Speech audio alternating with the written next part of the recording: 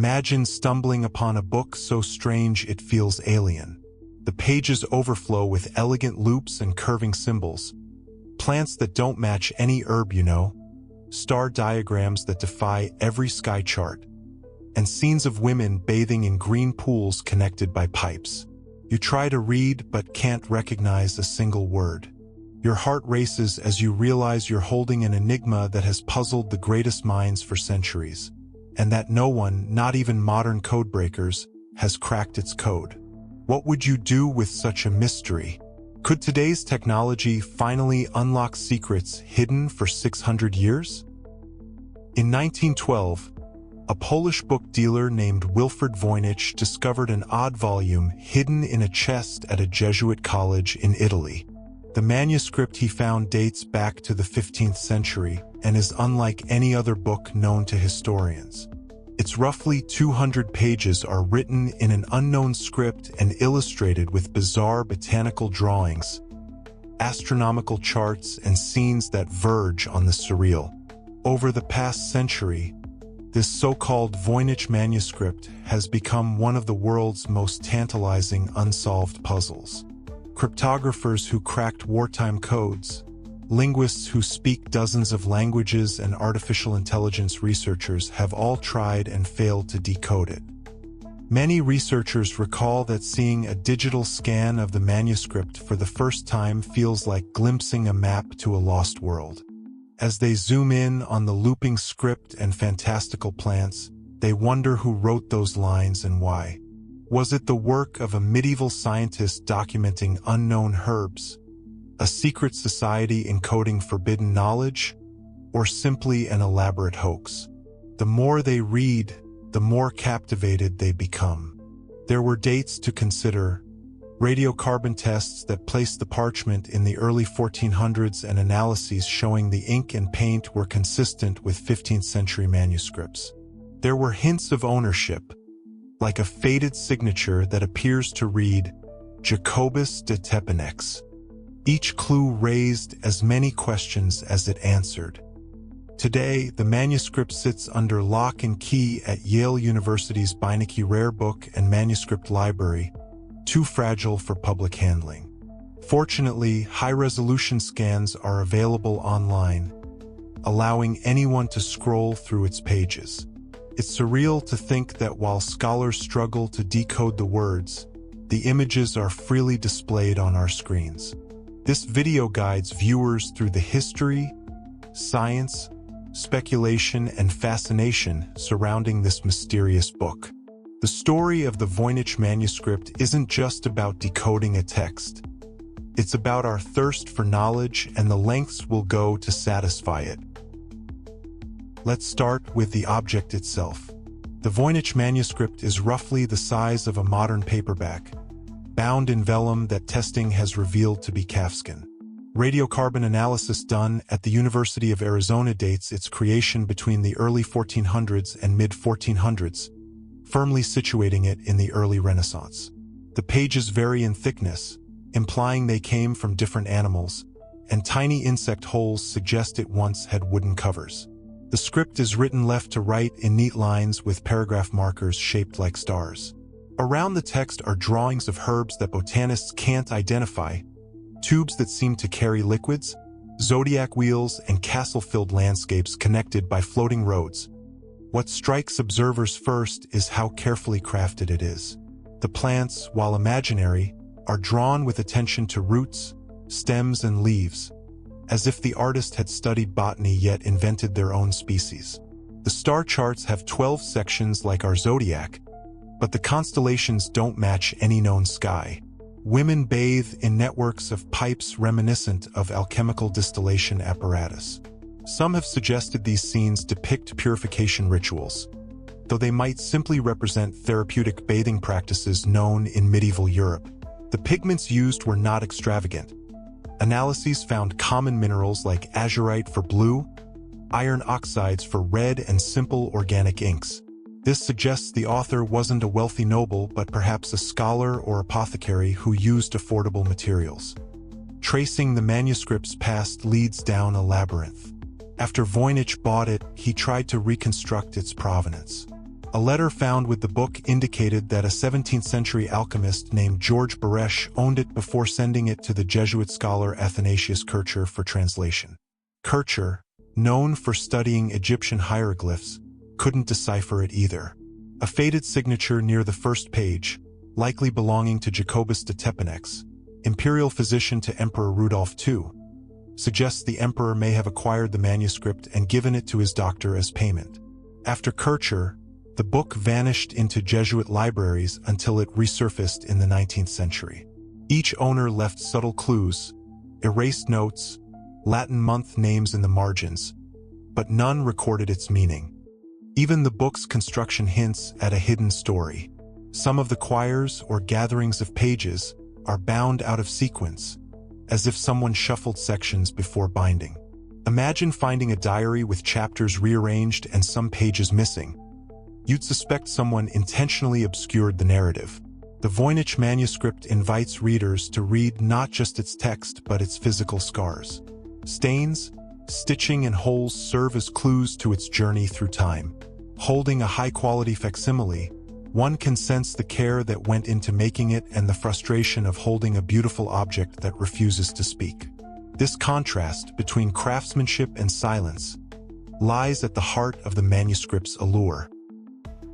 Next comes the long human struggle to understand those cryptic lines. From the moment Voynich revealed the manuscript to scholars, codebreakers have thrown their best techniques at it. During World War I, cryptanalysts who would later crack enemy ciphers tried substitution and transposition methods. They counted how often each character appeared, looking for patterns that might correspond to known alphabets. Nothing fit. In the 1940s, William Friedman, the mastermind behind the decryption of Japan's Purple Code, organized a study group that punched thousands of Voynich characters onto IBM cards to run frequency analyses.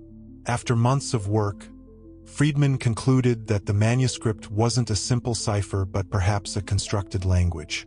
It obeyed Zipf's law, the statistical rule that the most common word appears twice as often as the next most common. Yet no one could match its words to any language on Earth. Over the decades, theories proliferated. Some suggested the manuscript was a hoax created to impress Emperor Rudolph II or to dupe a wealthy collector. Others thought it was written in an extinct Romance language, Romani, or an early dialect of Basque. A few proposed it was glossolalia, the written version of speaking in tongues produced by a mystic in trance. Yet the physical evidence argued against pure fakery. The vellum is genuinely 15th century calfskin, and the inks are consistent with materials available at the time. Forging such a document would have been labor-intensive and pointless, like forging a treasure map to nowhere. For many observers, the stories of frustrated scholars illustrate how cognitive biases shape interpretations. Researchers saw what they wanted. Alchemists read hidden formulas. Rationalists suspected nonsense. Nationalists hoped to claim it for their language. One scholar spent a weekend copying symbols from a single page, comparing them to alphabets from across the globe. They thought they had spotted similarities to Georgian script, only to realize they were projecting patterns. The manuscript acts like a Rorschach test, revealing more about the observer than the observed. And yet the quest continued because physical clues, the ink composition, the marginal month names, the signature, rooted it in reality. By the late 20th century, many scholars had thrown up their hands. It seemed the Voynich manuscript might remain a beautiful but mute relic until computers arrived and offered a new approach. The Cold War added another chapter. Both American and Soviet cryptologists examined the manuscript, each hoping a breakthrough would showcase their nation's superiority. They used the era's most advanced machines, but none claimed success. In the 1960s, Friedman led a second Voynich study group using computers from the Radio Corporation of America, once again punching characters and creating elaborate flowcharts. The effort ended when the company canceled their after-hours access. These stories reveal the persistence of researchers and the manuscript's ability to humble even the brightest minds. They also show how technology can both aid and frustrate progress. Each failed attempt became part of the manuscript's lore, making it not just a text but a testament to human tenacity. Enter the age of algorithms. In 2018, computer scientists at the University of Alberta used machine learning to attack the Voynich puzzle. They trained an algorithm on hundreds of languages and treated the mysterious words as if they were anagrams, letters scrambled within each word. The program identified Hebrew as the most likely base language and suggested a tentative translation of the first sentence. She made recommendations to the priest, man of the house, and me and people. The researchers emphasized that this was just a starting point and required human scholars to interpret. Other teams have taken different approaches.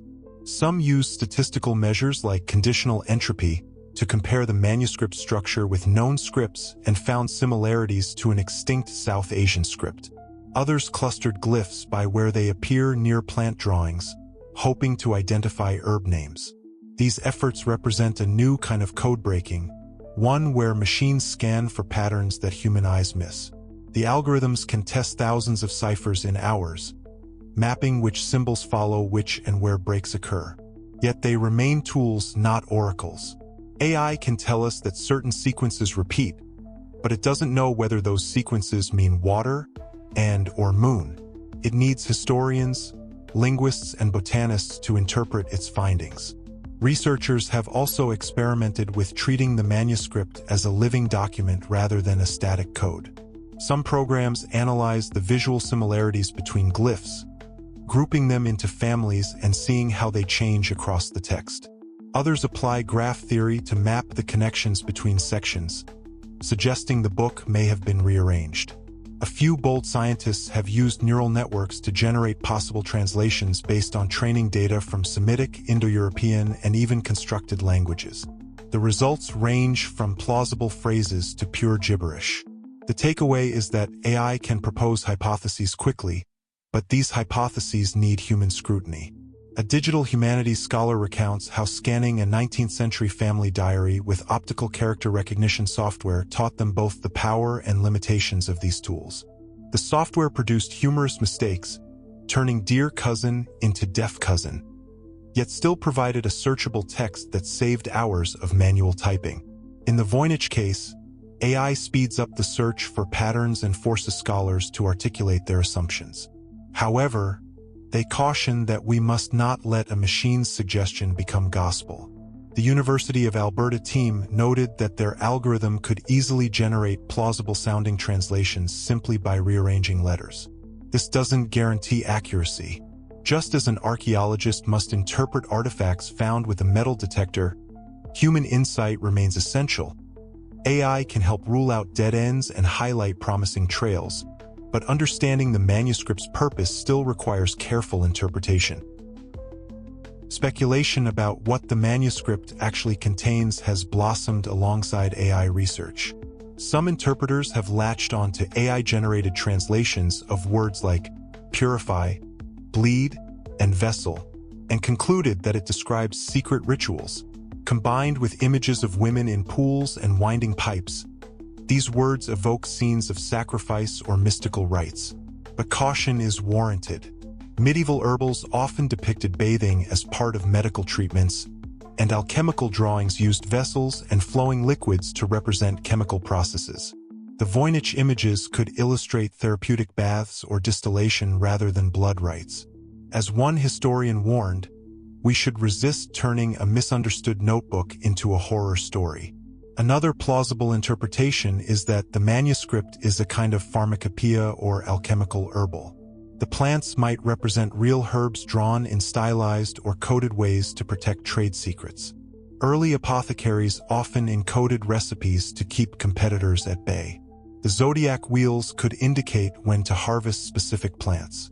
This idea aligns with the ordinary pigments used and the careful layout, suggesting a practical manual rather than a fanciful fiction. A related theory is that the book was a mnemonic tool, a set of flashcards for someone trained in herbalism or alchemy. Paleographer Lisa Fagan Davis has identified at least 5 different hands in the manuscript, with scribes switching mid-page. That points to a collaborative project, perhaps a small group preserving specialized knowledge. Other ideas venture further afield. A Turkish engineering team proposed the text is a phonetic form of Old Turkic, reading the script as agglutinative syllables.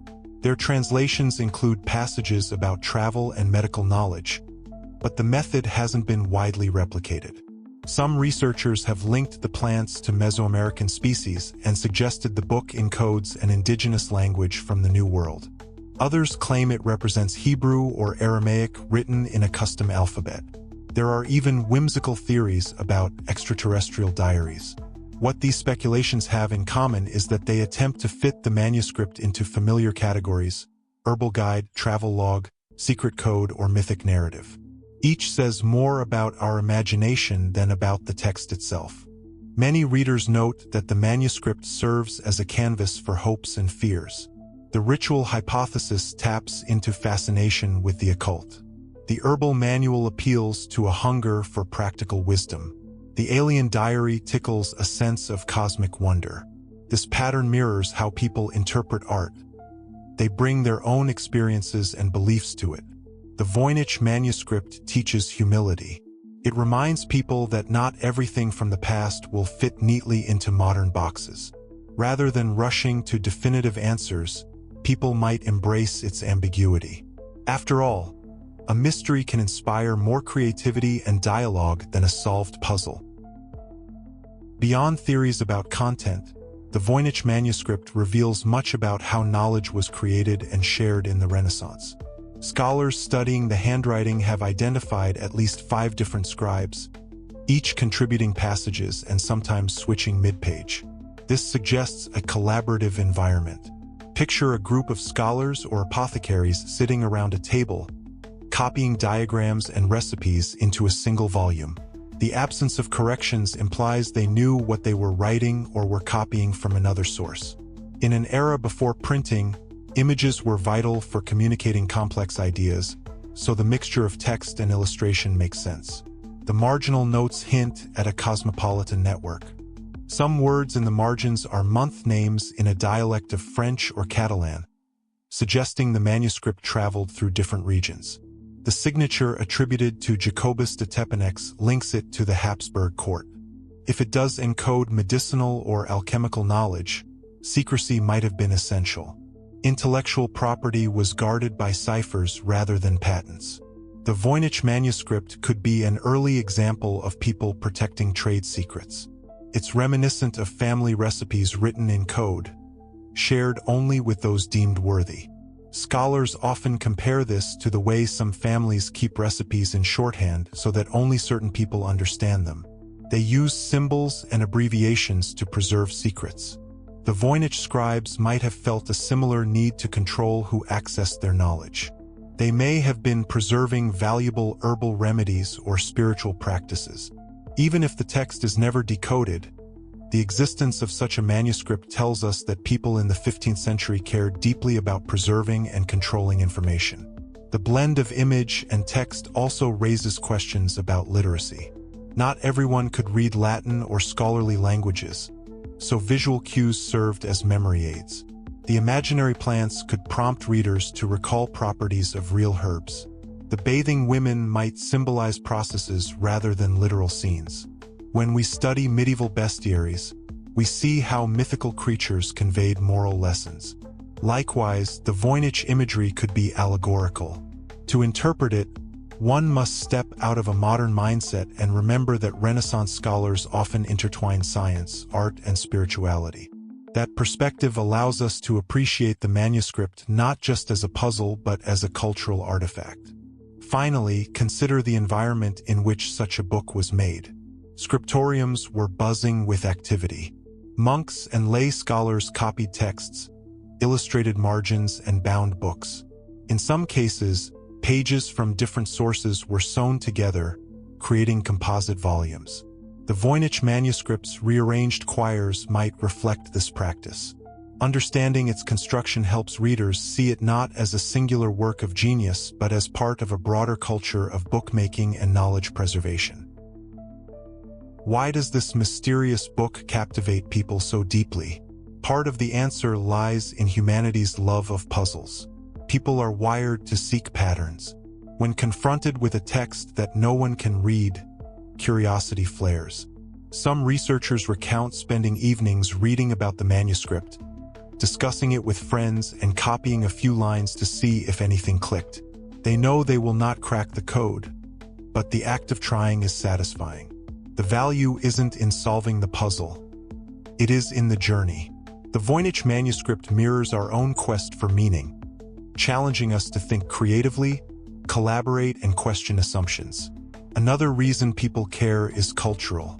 In an age when answers are often a click away, a medieval book that resists explanation reminds us that mysteries still exist.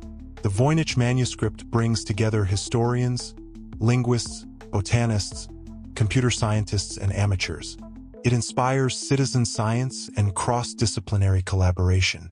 One researcher recounted exchanging emails with a physicist from Poland about a theory, illustrating how a 15th-century artifact fosters 21st-century dialogue. That global conversation is part of the manuscript's magic. There's also the tension between technology and humanity. AI can analyze patterns but cannot appreciate beauty or context. Using cutting-edge algorithms to study a handwritten book from the Renaissance feels poetic, like playing a vinyl record on a modern stereo. The past and present resonate together. Yet people must remember that machines don't replace human insight. The joy of exploring the Voynich manuscript comes from the human connections it sparks and the creativity it unleashes. Finally, it may be necessary to accept that some mysteries will never be fully solved. That's not a failure but a lesson in humility. The Voynich manuscript reminds us that knowledge has limits. Even if the text is never decoded, the manuscript has already given something precious, a reason to wonder. It invites reflection on how we approach the unknown and on what we value more, the answer or the search. In that sense, its greatest secret might be what it reveals about us. In a world full of information, a single undeciphered book teaches that curiosity itself is valuable. After this journey through time, science, and speculation, readers find themselves both closer to and further from the truth.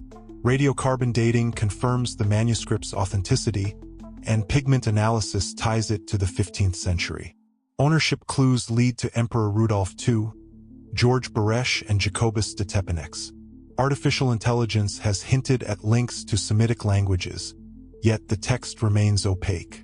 Speculations range from herbal manuals to ritual guides, but none fit perfectly. Perhaps its enduring mystery is its gift. The Voynich manuscript teaches patience, collaboration, and respect for the unknown. This exploration aims to spark curiosity. If you've ever felt the thrill of a puzzle or wondered about the stories hidden in old texts, you are invited to join the community of seekers. What's your theory? Is it an alchemical notebook, a coded diary, or something else entirely? Viewers are encouraged to share their thoughts in the comments, and if there's a theory not mentioned here, scholars would love to hear about it. If you enjoyed this deep dive, please give this video a like, share it with friends who love mysteries, and subscribe for more explorations of unsolved puzzles and hidden histories. Your engagement helps us continue creating content that dives into the unknown. Until next time, keep your curiosity alive. Sometimes the questions are more interesting than the answers. Thank you for watching, and remember to leave your own piece of the Voynich puzzle in the comments.